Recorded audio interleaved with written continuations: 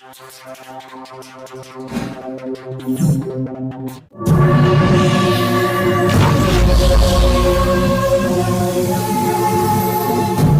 2017 में पूछे गए क्वेश्चन है। He said I shall take you to the police station you ruffian. अब ये क्या है, यू रफियन क्या है, ये एक तरह से एड्रेस है ना, तो इसको लिखेंगे addressing as a ruffian he told मी।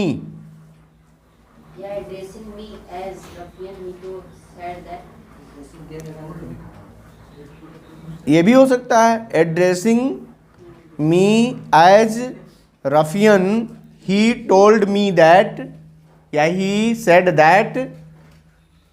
ठीक है, आई गया ही के पास, he would take me to the police station.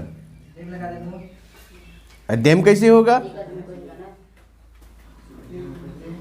You second person का प्रोनाउन, मी हम ऑब्जेक्ट मान रहे हैं, तो कैसे देम होगा? ऑब्जेक्ट देम माने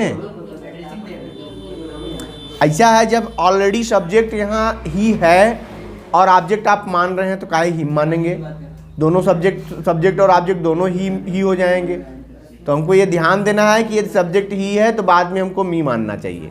इसीलिए सेकेंड और फर्स्ट और थर्ड पर्सन के प्रोनाउन को हम ऑब्जेक्ट बना सकते हैं, लेकिन ध्यान ये देना है कि यदि ही सब्जेक्ट है तो ऑब्जेक्ट भी हिम ना माने। अब भावानुसार यदि वो हिम है ये है तब हम नहीं कहेंगे, लेकिन यदि हमको मानना है तो हम प्रयास करेंगे फर्स्ट पर्सन के प्रोनाउन को ही ऑब्जेक्ट माने। यदि सब्जेक्ट थर्ड पर्सन का है तो ऑब्जेक्ट फर्स्ट पर्सन का, और सब्जेक्ट फर्स्ट पर्सन का है तो ऑब्जेक्ट थर्ड पर्सन का मान लो।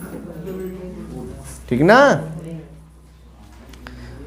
दूसरा देखिए, he said to his friend good morning how are you.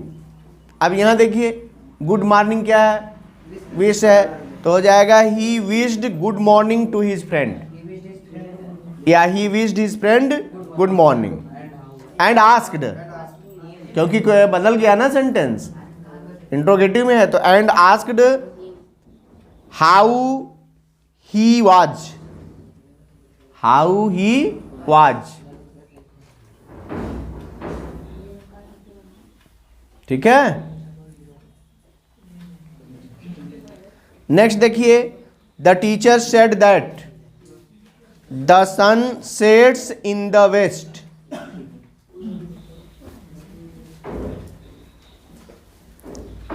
Next है माई फ्रेंड, हाँ, forbade me to bath in the flooded river, लग सकता है। My friend advised me not to bath, जब हम एडवाइज लगाएंगे तो नॉट टू लगाना होगा, और यदि हम हाँ फॉरवर्ड लगाएंगे तो नॉट को हटाना पड़ेगा। Hurray we have won the match shouted the cricket team, तो द क्रिकेट टीम शाउटेड या exclaimed with joy, shouted with joy भी लिख सकते हैं। The cricket team shouted with joy that they had won the match. यहां we को किस में बदलेंगे, दे में, क्योंकि वी क्या है, प्लूरल नंबर का प्रोनाउन है, और प्लूरल नंबर गया ही के पास, तो ही का प्लूरल नंबर दे ना। समझ में आ रहा है। Next, he said good morning friends how are you. अब देखो इसमें फ्रेंड्स को भी इधर ले आ दिया है, ऊपर वाला ही क्वेश्चन, बस बदल के पूछ दिया उसने। He wished his friends good morning and asked how they were. यहां बहुत सारे मित्रों की बात हो रही है, इसलिए दे। आई विल से टू जज I am innocent, I will tell the जज दैट, आई फिर फर्स्ट पर्सन का प्रोनाउन आई के पास तो आई ही रह गया, I am innocent.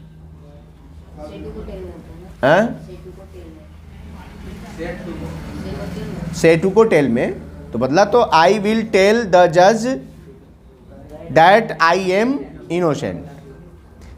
I told him, next देखिए, I told him that he should consider his decision. Consider माने समझना या मानना, ये 8वां क्वेश्चन था ना। 9वां नंबर देखिए, सी exclaimed with sorrow that she had been very foolish ना। Next 10 number, Ravi asked him if he wrote a good hand। Good hand यानी अच्छी राइटिंग को कहा वहाँ पे, सेंस भाव समझना है ना। गुड हैंड यानी अच्छी हैंड राइटिंग में लिखता है।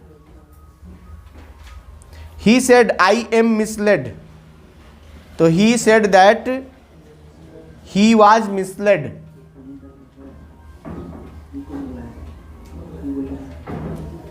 हिज फादर exclaimed या applauded, या exclaimed with applaud, exclaimed with praise, या applauded। His father applauded that I had secured distinction in 3 subjects ना।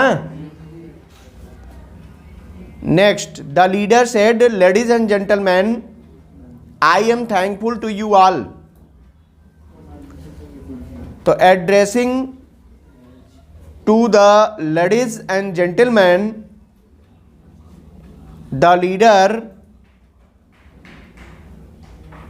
told them that he was thankful to them all।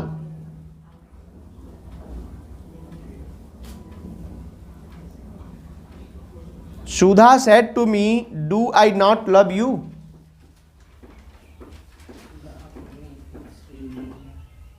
तो हो जाएगा, सुधा asked me if she did not love me। 12, his father applauded me that I had secured distinction in 3 subjects। दूसरा क्या? His father applauded saying that I had secured distinction in their subject। बात वही है, अर्थ आ जाएगा। ऐसा है, देखिए narration में एक पॉइंट और ध्यान दो कि ये जो सेड टू को टोल्ड में, से को से में, या साउटेड में, आस्क्ड में, ये सब पढ़ाया गया ना। इसका सेंस ये है कि जब आप बदल रहे हों तो वहाँ रिपोर्टिंग वर्ब और रिपोर्टेड स्पीच को जोड़ते समय रिपोर्टिंग वर्ब को भावानुसार आप बदल सकते हैं, और रिपोर्टिंग वर्ब और रिपोर्टेड स्पीच को जोड़ते समय कंजक्शन दैट का प्रयोग करेंगे यदि असर्टिव है तो वहाँ सेइंग दैट, जैसे इसने लगा दिया सेइंग दैट, कहते हुए कि, तो बात तो वही हो गई कि पहले अपलाउडेड किया और यह कहते हुए अपलाउडेड किया कि, तो दैट लगाकर जोड़ दिए, तो वो सेइंग का सेंस उसमें आ गया कि से को हम से रहने देते हैं या से टू को टोल्ड में बदलते हैं, तो वो वहाँ पर सेइंग भी वही अर्थ दे रहा है। ठीक है, तो ऐसे सेंटेंसेज आपको ध्यान देने होंगे। इसीलिए जब आप अलग अलग किताब देखेंगे ना, तो अलग अलग किताबों में अलग अलग तरह से बनाया मिलता है, क्योंकि सबके अर्थ समान होते हैं, सेंस सबके समान मिलते हैं, तरीका बनाने का बदल जाता है। और जो मैंने बताया है वो क्या है, तो वो सीधा और सटीक है, कहीं आपको जो है करने में कहीं गलत ना करें। इसके लिए यदि आप रूल पर चलेंगे तो एकदम सही है, और रूल यदि आपको समझ में आ गया है तब उस पर सेंस अप्लाई कर दीजिए तो और भी अच्छा हो जाएगा। वो अर्थ नहीं बदलना चाहिए और हमारा क्वेश्चन हल हो जाना चाहिए। ठीक है, बंद कर दो भैया वीडियो, और अब आइए सिंथेसिस का करिए।